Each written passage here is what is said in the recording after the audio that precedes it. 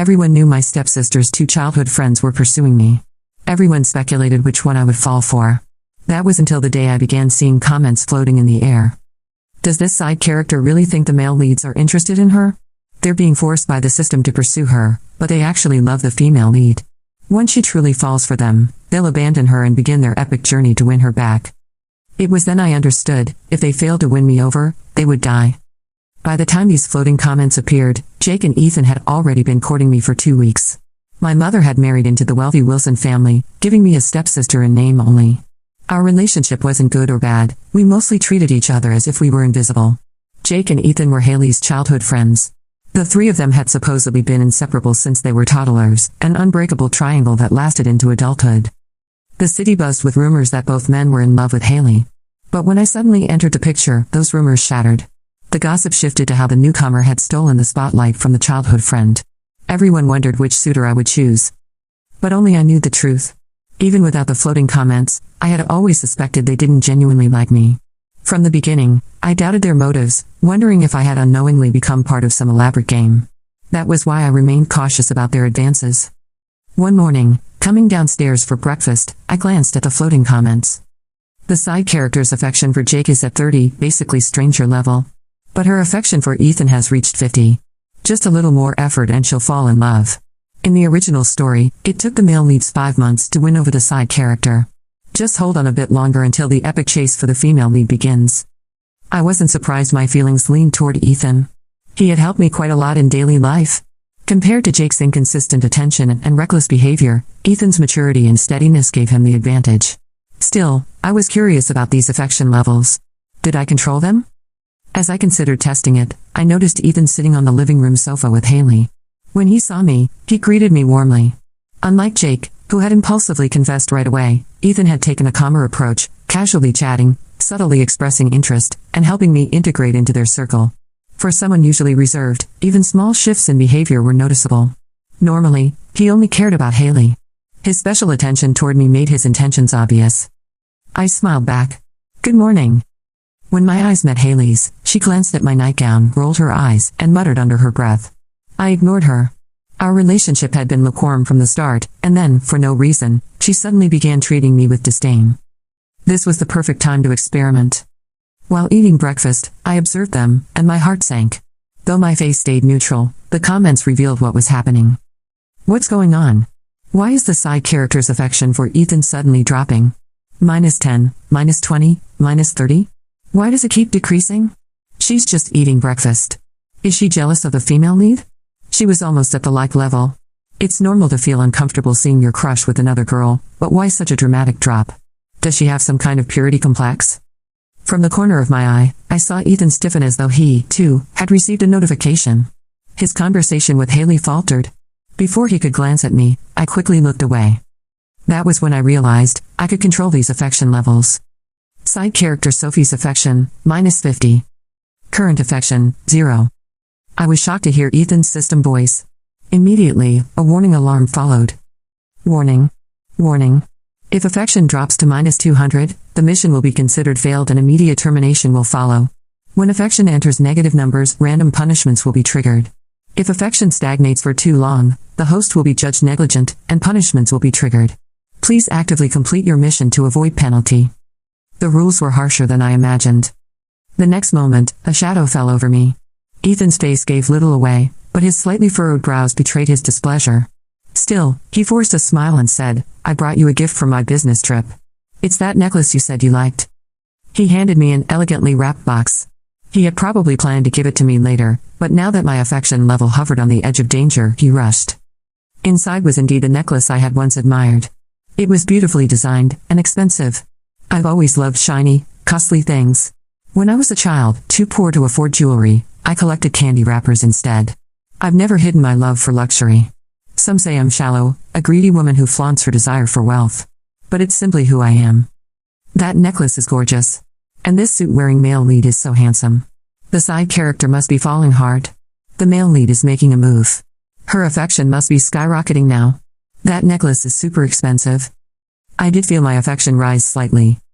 Side character Sophie's affection, +1. Current affection, 1. She loses affection by the dozens but only gains one at a time? Since when did she become so stingy? The most frugal side character in history. Good thing the male lead bought this on the side. If she knew the necklace he gave the female lead was even more expensive, she'd be furious. Turning the necklace in my hands, I asked bluntly, "Am I the only one who has this?" Ethan hesitated. I normally wouldn't have spoken so directly. I had always been cautious around him and Jake, only showing gratitude when they offered gifts. But now, things were different. There was no need for embarrassment or politeness. His survival depended on my affection. Wasn't I saving his life by keeping the score above -200? In that sense, providing me with gifts was his duty. Before Ethan could answer, Haley spoke first. With a mocking smile, she dangled a necklace from her wrist. "Do you really think that's possible?" She sneered, giving me a challenging look. I did not answer Haley. I let the chain of her bracelet fall back against her wrist and studied the box in my hands as if it were something from a museum I had to catalog before I could feel anything about it. The floating comments clustered at the edges of my vision like gnats. The side character is about to explode. -20 incoming. Look at the female lead being smug. The necklace is probably a couple model, one for each of them. The male lead messed up. I set the lid on the table and pushed the velvet aside with my thumb. A small tag hid under the pendant. I flipped it and found a tiny serial code that matched the one glinting at Haley's wrist. Couple set. Of course. Affection for Ethan dipped. -5. -10. There it went, like a floor losing boards one by one. Ethan drew a breath, quiet but sharp, and I heard his system again, a clipped mechanical murmur that tried to sound calm. Host status in danger. Affection trend negative. Deploy soft correction protocol. The punishment did not arrive as a bolt from nowhere. It came as a simple misfortune that would pass his life. The coffee carafe the housekeeper carried bumped the corner of a chair. Hot liquid sloshed and caught the back of Ethan's hand. He jerked, teeth clenched, and set the box down to grab a napkin. His system pinged. Random punishment executed. Severity minimal. Recommend immediate remediation through appeasement.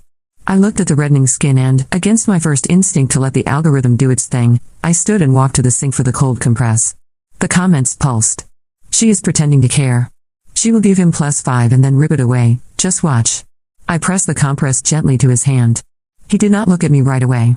There was a tightness around his eyes like he was holding back words and outcomes both. "Thank you," he said at last. I nodded and took my seat again. The affection bar shivered and edged up. +1. Current affection 1. I closed the box and pushed it back toward him. "Keep it for now." He blinked once. "If I were the same piece as your favorite person, it will confuse me. I want what belongs to me alone. If that is not possible, then no gift is fine." The comments erupted. "She is drawing lines. She is going to make him work. Look at the cool queen act. Cold on the surface, wildfire inside." I reached for toast and only when I bit into it did I realize I had not tasted a single thing since I saw those comments about termination. It was not my life on the line. It was theirs. And that was the trap. The system would use my mercy against me until I mistook it for love. A door opened down the hall and Jake came in with the air of a man who wanted a camera to catch his good side. He wore a bomber jacket and the kind of grin that meant he had arrived alongside a noise, even if the noise had not yet caught up. His eyes flicked from Haley to Ethan to me and then he spotted the box. Well, he said, someone got an early start. He leaned on the back of a chair. "Tell me you did not steal my idea, Ethan. You do not even like jewelry." Ethan ignored the provocation. He had folded the napkin and kept the compress against his hand, but a new steadiness had come into his voice like he had decided to stand there all day if that is what the mission required. "I'm correcting a mistake," he said. Jake snapped his fingers. Couple sets are a rookie move." He turned to me, the grin widening. "I brought something better." He gestured toward the front steps. Outside, audible even through the walls, an engine idled with an impatient thrum. "I got us a ride. Breakfast run to the coast. No paparazzi, just sun and wind and bad coffee in paper cups. What do you say?" The comments swooped. "Cliché playboy move. But it works on side characters with affection under 30. She will get on the bike, he will take his helmet off at a red light, she will look away, and there, +30. Only if she lives." I set the toast down. "I will go on one condition," I said. Jake lit up. "Name it." "No stunts. No speeding. Helmets and gloves. If you break any rule, I get off and take a cab back." He made a face. "Do I look like a teenager?" Then he saw my expression and lifted both hands as if I were a cop and he had remembered his license. "Fine. Safety first." Haley's laugh was sweet as a ceramic bell and twice as hollow. "You have never kept a rule in your life," she said. "And you hate gloves." He winked at her. "For Sophie, I will learn to love mittens." The affection numbers around Jake sat at a board 30 and did not move. With Ethan, they trembled between 1 and 0 like they were looking for a safe floor to settle on. I thought about the warning. Stagnation triggers punishment. Negative numbers trigger punishment. The game wanted motion. If I stood still, the algorithm would trip us both. If I leapt, I could fall in a new way. The coast was 3 hours away, so instead of winding highways we took the city loop and crossed the bridge. I had not been on a bike in years. The seat hummed with the engine and the wind tugged at my sleeves. Jake obeyed the rules for exactly 14 minutes, which must have felt like a year inside his chest. He kept glancing at me in the side mirror as if waiting for permission to break into himself. He has always been like this, the comments said. He learned to be loud so he could see himself. At a long red light, he could not stand it anymore. Do you trust me? He asked. No, I said, honest and simple. He laughed and the sound tore something open in the air, a small bright rip in a gray morning. Right answer. The light changed and we went. Twice he accelerated just enough to flirt with the line and twice the numbers dipped and the system little alarms winked in my periphery. -2. -3. Random punishment cued. He must have felt the cue in his bones because his jaw clenched and he corrected himself with an effort that looked like pride breaking its own knee. On the way back he pulled into a food truck lot and bought me a coffee and a donut so big it needed a plan. He did not hand me flowers or a speech. He sat on the curb like a schoolboy and nudged the paper cup toward my knee. So, he said. Was it bad? It was fine, I said. He mocked a gasp. Fine. I am wounded. Show me where. He held up his band-free hand. I did not smile. He studied my face and the rest of the jokes dried up. He looked down at his coffee, then at the bike, then at me again, and his voice lost the echo he used to fill the empty parts of a room. People think I do not care, he said. They are not wrong. I care about fewer things than I pretend.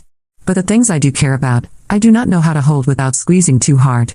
The comments went very quiet for a breath, like a theater crowd when they realize the actor has stopped playing and started confessing. +5, someone typed in a small shy font. +3, another wrote. He did not look at me while he spoke about himself. That was new. I let the warmth of the paper cup seep into my palms and did not reward him with an easy something. Affection for Jake ticked to 35 and then held. The system purred. Progress acceptable. Punishment cancelled. When we returned, Ethan's car was gone. Haley was on the patio with 2 of her friends, all white linen and sunglasses shaped like shields. When she saw my helmet she raised her brows so high they touched a new day. You look almost human, she said. Sunlight suits you. Jake gave her a salute with 2 fingers and went inside. Haley leaned on the rail and watched me loosen the strap under my chin. A shadow of curiosity crossed her expression, fast and fine as a bird.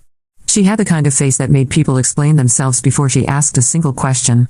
Unfortunately for her, I had already run out of explanations that morning. If you have something to say it, I told her. She smiled without showing teeth. I was going to ask what you thought of your gift. I imagine you were thrilled. Couples sets are so romantic. I met her gaze. I told him to take it back. Her smile cracked. It was small, but it was there. The comments scrambled. She does not like sharing. The side character refuses duplicates. Queen behavior. Put it in the trope cabinet. Haley shook off the moment and tossed her hair. I doubt he will return it, she said. He thinks this is a test. He loves tests. I pictured the compress on his hand, the careful way he had held a napkin like a formal apology. Maybe he did love tests. Maybe he had lived inside one so long he could not tell where the instructions ended and his desire began. In the afternoon my phone buzzed with an invitation I had been dodging for weeks. The Bennett Foundation Gala. Every year, every camera. The city would be there, which meant the story would write itself if I showed up on anyone's arm. Once, that would have scared me into a small dark house. Now it felt like a page I could write on purpose. I texted both of them the same line. If you want to see me tonight, meet me at the gala at 9. Come alone. No entourages. No matching gifts. Bring me something that is not a thing. The comments lost their minds. What does that mean? Bring a memory. Bring truth. Bring a childhood. Bring a plan. Ethan replied first. Understood. Jake took 9 minutes and then wrote back, question. Do jokes count as things? I typed, only if they are expensive. He sent a string of laughing faces and then a photo of a very solemn goldfish. I did not react. At 8:55 I stood under the chandeliers and felt like I had stepped into a different algorithm, one built from light and glass and the smell of polished floors. I wore a simple black dress I had paid for myself, no logos, no borrowed brag, and a thin chain that meant nothing to anyone but me. The comments spun like confetti and tried to stick. She came alone. She looks like she does not need anyone and that is how you get everyone. If she smiles, the room will bend its neck to learn how.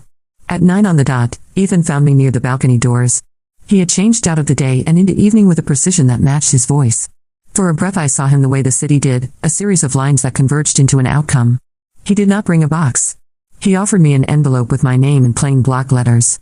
Inside was a page torn from a ledger, photocopied and faint around the edges. 10 years ago the Wilson Foundation had cut a program that paid for music lessons at a public school. The program had started before my mother married into the family. It had survived administrators and budgets both, until it did not. I looked up. I thought you might want to read the minutes, he said. They did not lose money. They traded it for a better story. He reached into his pocket and pulled out a small flash drive. Here are the contracts and the correspondence. If you want to bring the program back, I can set the meeting. But you will be the one who signs the check. You cannot buy it for me, I said. He shook his head. I would not dare. It has to be yours or it is just more of me. The comments filled with a quiet, almost tender kind of screaming. This is how he does it. He offers a path and lets her walk it alone. +20. +12. I felt the numbers tremble and then move, not because he had chosen a clever door, but because the girl I had been once, who had pressed her ear to windows to hear pianos she could not touch, reached out from inside me and set her hand on the page. I kept my voice steady. Thank you. I will read everything. We stood there for a moment, and did not pretend we were not standing there. Then a voice from behind me said, "You are late, man," and Jake arrived like weather. He wore a suit badly, which somehow worked. He did not carry flowers or a speech or a gift bag with a ribbon. He carried a cardboard box of the kind movers hate. "What is that?" I asked. He set it on a cocktail table and lifted the lid with a flourish. Inside, a mess of artifacts. A scratched plastic trophy with a soccer ball on top. A broken model car covered in decals. An instant camera with tape keeping the back closed. A stack of photos rubber banded, the top one of a boy standing on a pier with a fish he did not catch. He looked as if he had raided a garage before coming here. "I brought you what I am when nobody looks," he said. "Pick something. Ask me the story. If it is good I get +10. If it is boring I will go home and try again tomorrow." A comment typed itself in all caps. "This is a trap. He is going to charm his way into her narrative." Another replied in lowercase. "Or maybe he wants to be seen and this is the only way he knows." I plucked the instant camera from the box. "Why is it taped?" He grinned. "Because I broke the latch when I was 13. Haley got it for her birthday. I borrowed it to take a picture of my bike, which was technically a neighbor's bike. I crashed, the camera flew, everything went wrong, and I spent the rest of the summer mowing lawns to replace it. I kept this one because the photos came out crooked even after I fixed it. See?" He pulled a picture from his pocket and showed me a gallery of tilted faces and half skies. They were terrible. They were beautiful. The numbers ticked up. +7. +3. Ethan stood with his hands behind his back like a soldier letting an enemy pass because there were civilians in the road. He did not interrupt. He did not perform. He had learned the hardest trick a man like him could learn, which was to give a scene to someone who needed it more. Then the air shifted. It was not dramatic. The band kept playing. Glasses still clinked. But the comments slowed and then changed font, like a different person had taken a seat at a console. Admin present, a line read. Monitoring divergence. Haley was by the bar with her friends, the white linen replaced by flame red silk. She tilted her head and for a fraction of a second her gaze cut through the crowd and found me with a precision that made the skin between my shoulders tighten. I thought she would smirk and look away. Instead she smiled, a small polite smile meant for rooms like this, and then she said something to no one at all. Her lips shaped the words and there was nobody in front of her to hear them. I could read them because I had watched her talk since the day my mother moved us into this house. She said, "She will not choose tonight. She will push them to the cliff and make them look down." Then she nodded as if someone had answered. My heart stuttered once and then kept time, because another line of comments appeared over her shoulder, faint and far but legible to me. Female lead status stable. New objective issued. Neutralize side character. A small tremor ran through the floor of my numbers. Ethan's system hissed like a radio under a blanket. Host safety parameters updated. Rival mission detected. Jake winced and pressed 2 fingers to his temple as if a noise had sliced behind his eyes. I understood then that for weeks I had been the only one reading the graffiti on the sky. Now the wall had turned and showed me the letters in a second color. Haley was not the audience. She was a player. She lifted her drink, turned, and drifted toward us with the light walk of a woman who had never stumbled in a hallway because the world had been built to fit the length of her stride. The comments scattered like birds. Some tried for humor. Boss fight incoming. Others lost their irony and went bare. Do not look down. Keep moving. The systems in the men hummed like distant engines. The map of the night changed under my feet. I closed the box with a camera and set my hand on the envelope with the ledger minutes. Then I did something I had not done since the comments began. I turned them off. It was not on any menu. It was an act of will. A refusal to let the chorus tell me what my heartbeat meant. The silence was not empty. It had a shape. It had my own breath in it. Haley stopped 2 steps away. Her smile belonged to a magazine.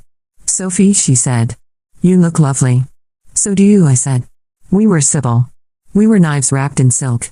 She glanced at the envelope and the cardboard box. 2 suitors, 2 offerings. "You do like symmetry," she said. I returned her smile with one of my own. "If there is a mirror here, it is because someone hung it," I said. She blinked once. "Score 1, I thought without counting it." Then she did something with her eyes, a small slide of focus that I had seen only on screens with overlays. I knew that gesture now. She was reading what I used to read. She was checking my numbers. The silence inside me held. She tilted her head. "You are calm," she said. "That is new." She turned to the men with social warmth that had the weight of gravity. "Ethan, Jake, you look handsome. Be careful, both of you. The ground is not what it was this morning." She lifted her glass a few inches in a toast that was not a toast at all, and then she walked away, the crowd parting ahead of her like a curtain that knew its cue. Ethan cleared his throat as if he had swallowed a stone.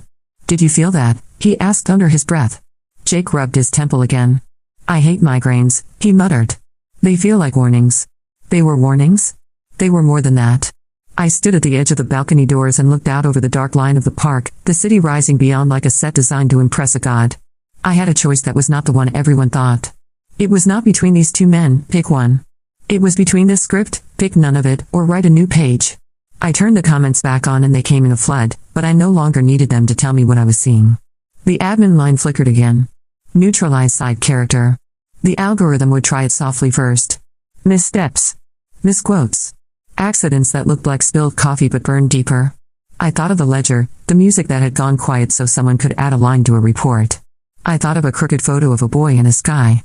I thought of a little girl who collected shiny candy wrappers because she could not afford diamonds, and how she had taught herself to fold the cellophane until it looked like a gem. I turned back to Ethan and Jake. "I will make you a deal," I said. They both went still. "You want me to choose. The system wants me to move. If I move carelessly, someone dies. If I refuse to move, someone is punished until he breaks. So here is the deal. 1 week. No gifts I can wear or spend. 1 truth from each of you every day, and 1 action that costs you something you cannot post about. If you lie, I will know. If you try to game it, I will know. If my affection dips below 0, it will not be because I did not warn you." Jake raised his brows and whistled a low sound that did not travel beyond us. "That is brutal," he said, and then he smiled as if he had been waiting for a real rule all his life. "I am in." Ethan's eyes warmed in a way that felt like weather changing without wind. "I accept," he said. He hesitated, then added, "and in return, 1 promise from you. If at any point you feel that what is growing is not real, you will walk away before the number says it for you. Do not let mercy become another algorithm." The comments went very soft, like the part of a song where the band trusts the audience to hum. +10. +9.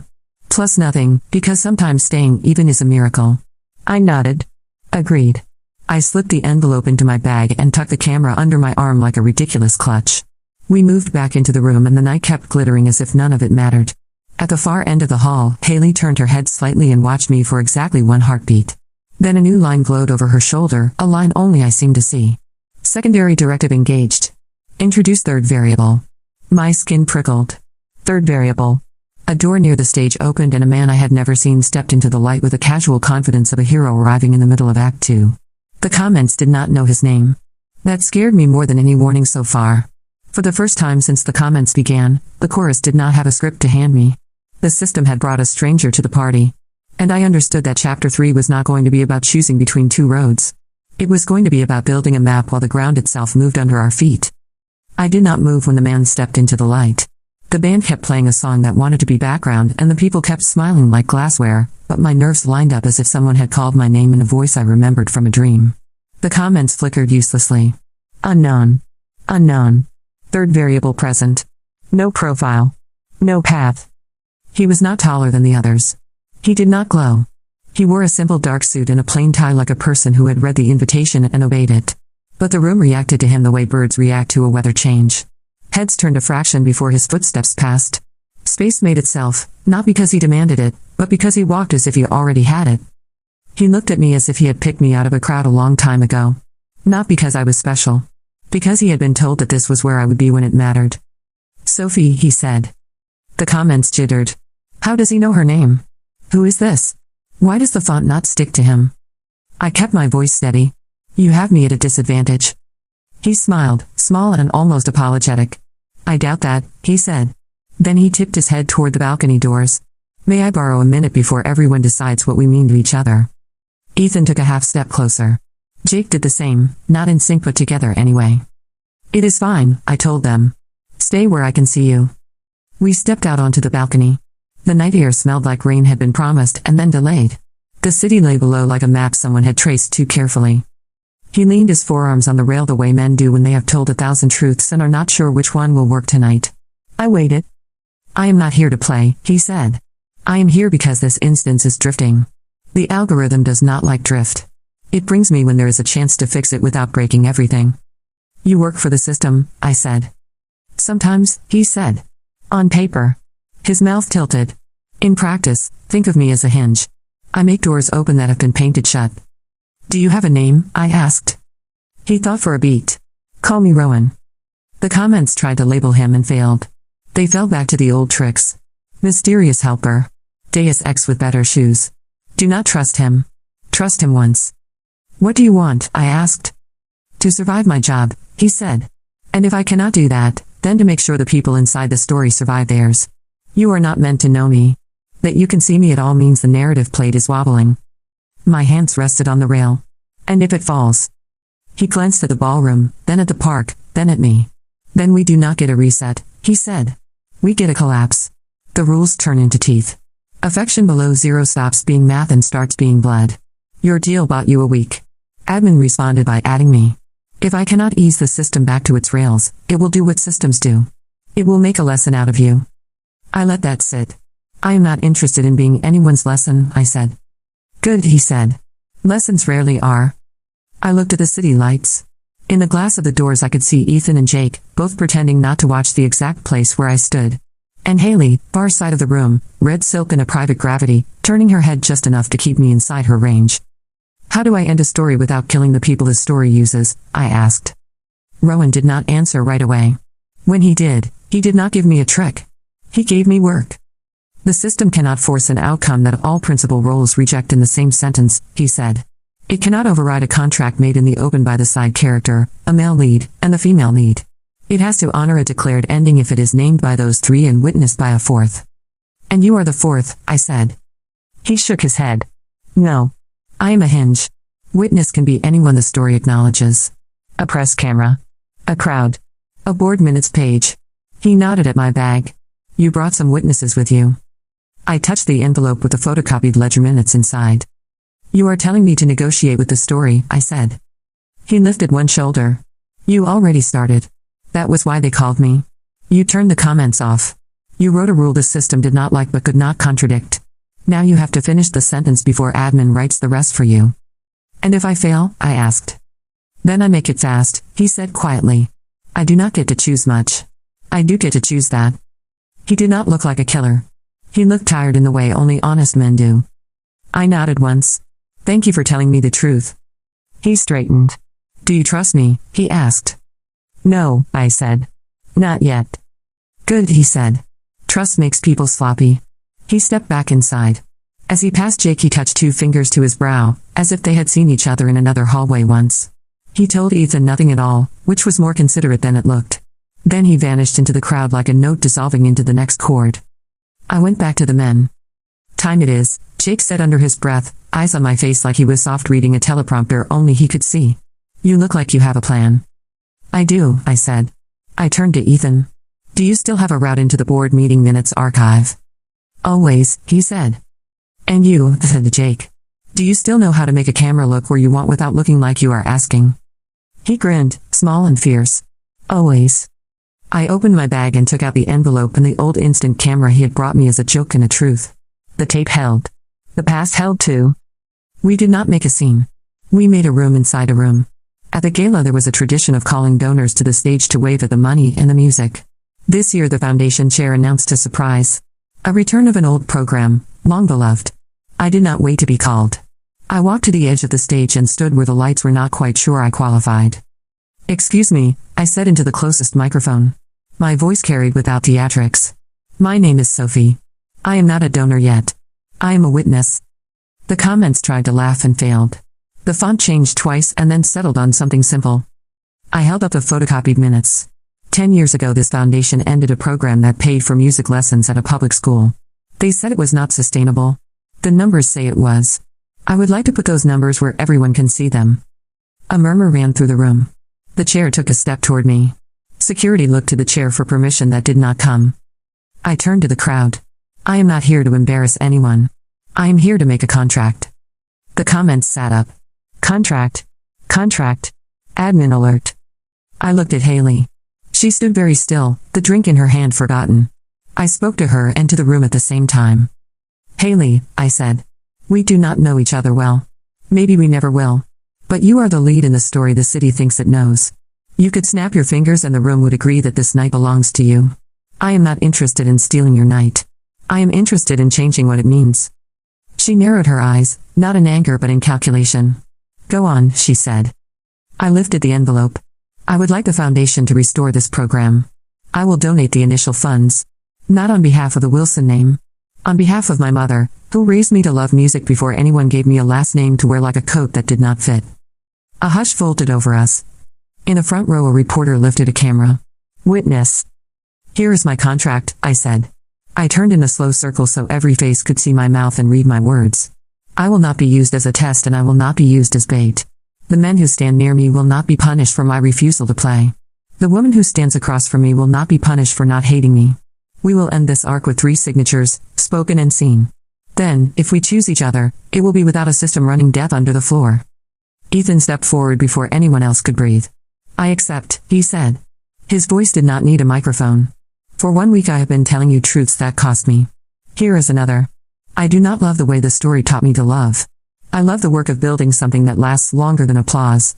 If you choose me after the arc ends, I will earn it in daylight. If you do not, I will still help you make this program move." The comments lit with a soft light. +20. Accepted. Override listening. Jake did not try for a joke. He set his hand on the box of artifacts and squared his shoulders. "I accept," he said. "Truth that costs me. I have cheated at being myself so long I forgot what it felt like to be bad at the role.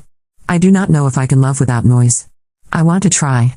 If you do not choose me, I will still show up when it is quiet." He turned the instant camera to the crowd and lifted it like a flag. "Witness," he said, and pressed the shutter. The picture slid out with a mechanical sigh. He shook it because of course he did. The rectangle bloomed like a small honest thing. My eyes went to Haley. This was the hinge. Without her, the system could call this theater and keep the teeth hidden in velvet. She did not move for a count of 3. Then she walked to stand opposite me, facing the room. The comments vibrated with fear and wanted to tell her what to do.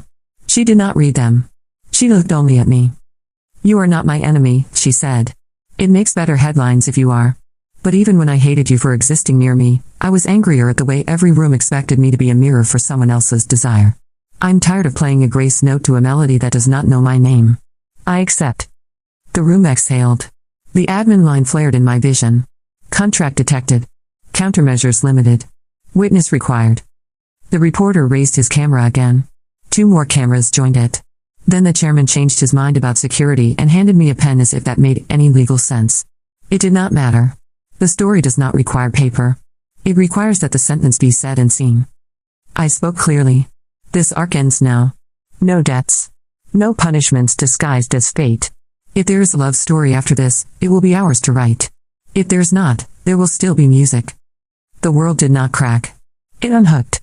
The comments thinned and then drifted like fog that had grown bored. The admin line faded. Somewhere, far away, a lever eased back to neutral. A small, delayed punishment tried to arrive anyway, cheap and late. A server stumbled on a cable. A tray tilted. A glass slid and would have shattered by my foot. Jake caught it without breaking stride and set it upright with the ease of a man who had always known how to rescue a moment, and had finally learned to do it without needing applause. He did not look at me to collect points. He looked at the server and said, "You good?" The server nodded, eyes shiny with relief. The band switched to a piece with strings. Someone clapped without meaning to. The room remembered how to be a party.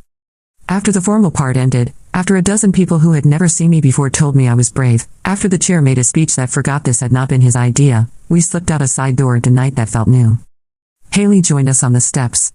For a second we stood there like a photograph a stranger might take and keep because it looked like a beginning. Then she said, "My mission updated. It says complete. It says choose your own epilogue." "What does yours say?" Jake asked me. I checked. The overlay was gone. Only my own thoughts answered. "Quiet," I said. "That is what it says." Ethan looked at Roan's last location as if he could see traces of where the hinge had passed. "Do you think it will hold?" he asked. "I think we will hold it," I said. We did not make vows. We made plans.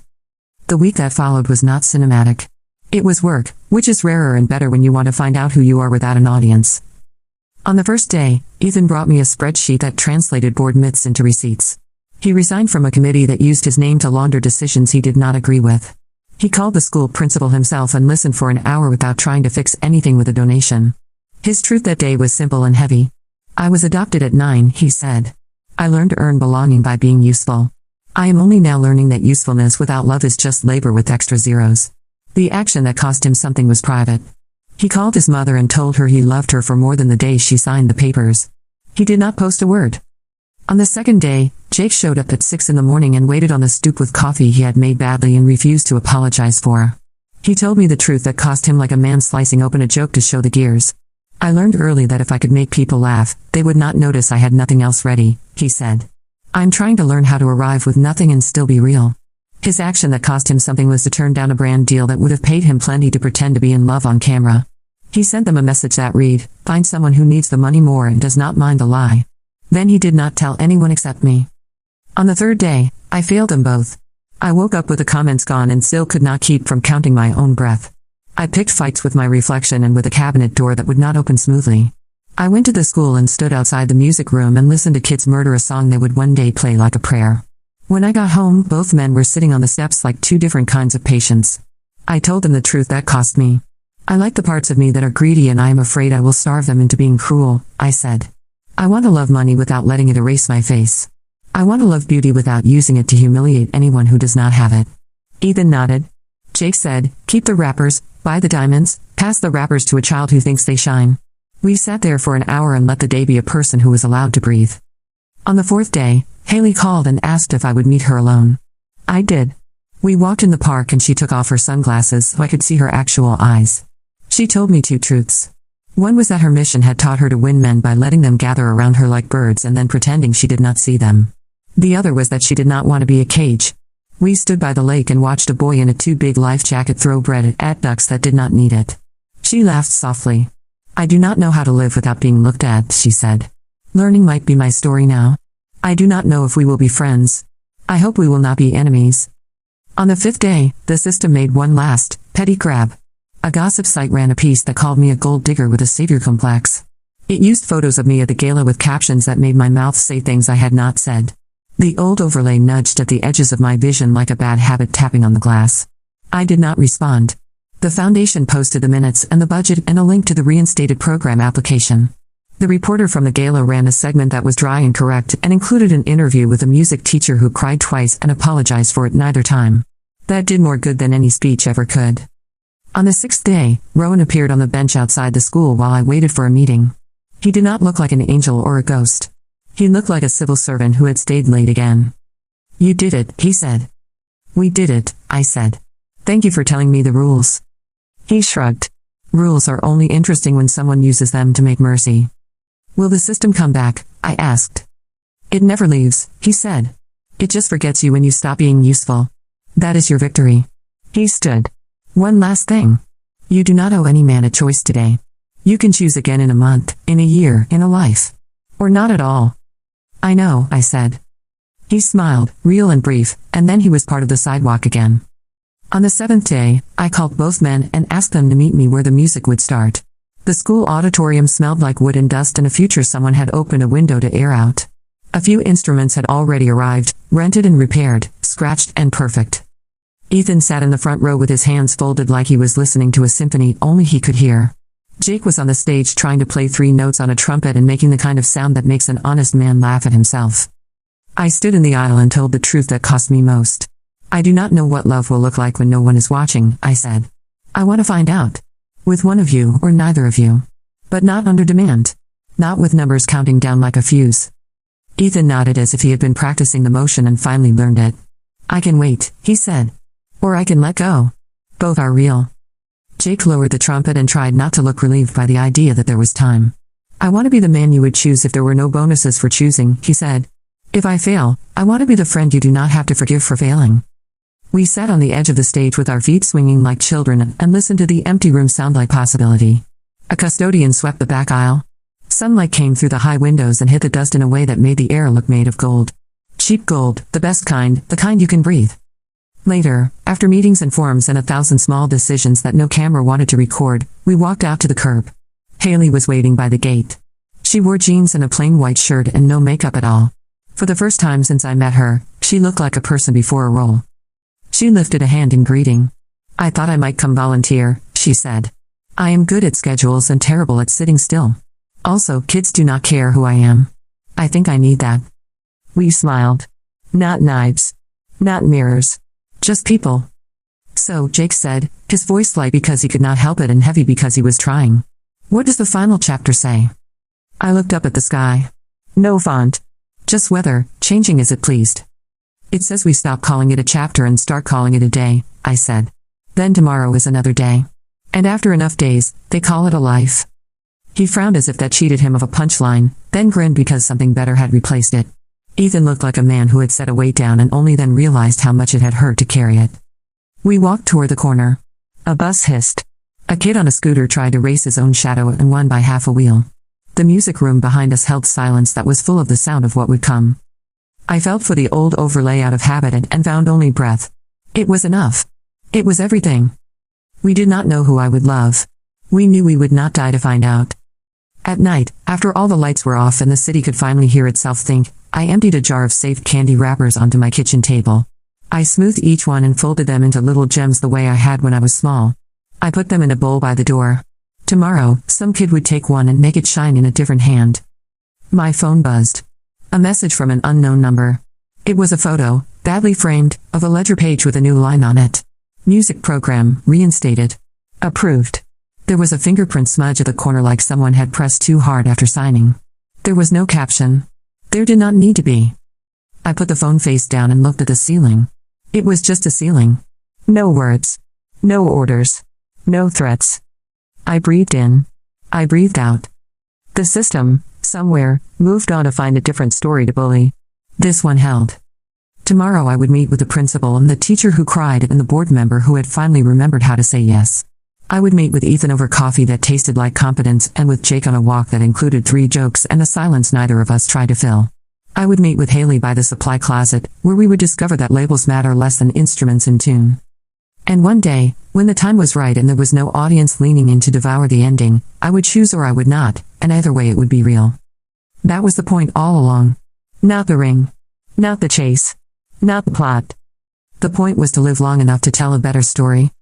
So I did.